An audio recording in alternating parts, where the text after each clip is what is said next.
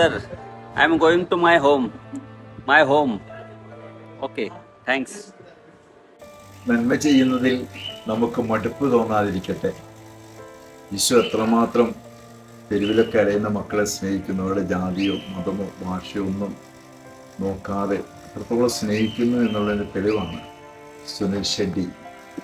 4 മാസം മുമ്പ് കണ്ണൂര് ഗവൺമെൻറ് ആശുപത്രിയുടെ മുന്നിലായിട്ട് മാനസിക രോഗിയായി ഡ്രസ്സൊന്നുമില്ലാതെ ഒരു ബനിയൻ മാത്രം അരക്ക് ചുറ്റി കുടിവെള്ളം പോലും ഇല്ലാതെ ചുറ്റിക്കറങ്ങുന്ന ആ ചെറുപ്പക്കാരനെ സമറിയാക്കാരൻ്റെ ഒരു മനോഭാവത്തോടെ നമ്മുടെ പൂപ്പറമ്പിലുള്ള ഗവൺമെൻറ് PHC ഹോസ്പിറ്റലിലെ ഫാർമസിസ്റ്റ് സുനീഷ് അവിടുന്ന് ഒരു ഓട്ടോ പിടിച്ച് തെരേസ ഭവനിലേക്ക് കൂട്ടിക്കൊണ്ടുവരുമായിരുന്നു.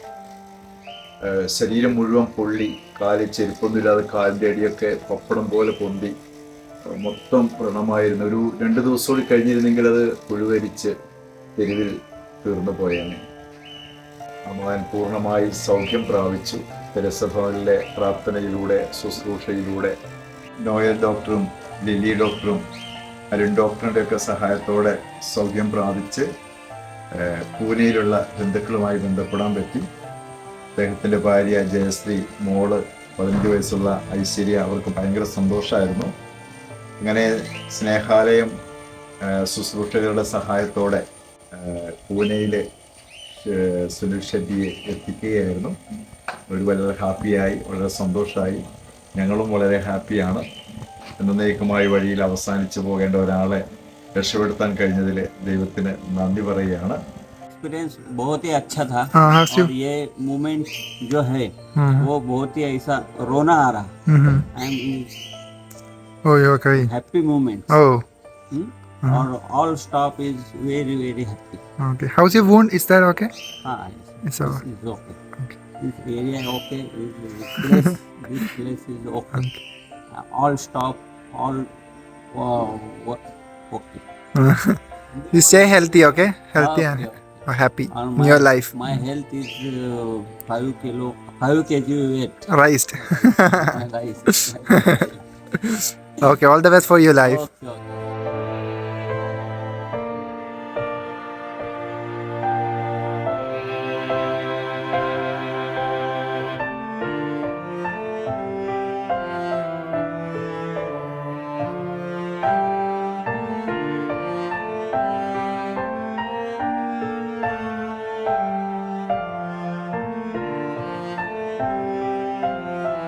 ഇതുപോലുള്ള മക്കളെ സംരക്ഷിച്ചു വരുന്ന ഈ ആലയത്തിൽ ഇപ്പോൾ 90 പേരുണ്ട്. 75 പേരെ താമസിക്കേണ്ട സൗകര്യത്തിലാണ്.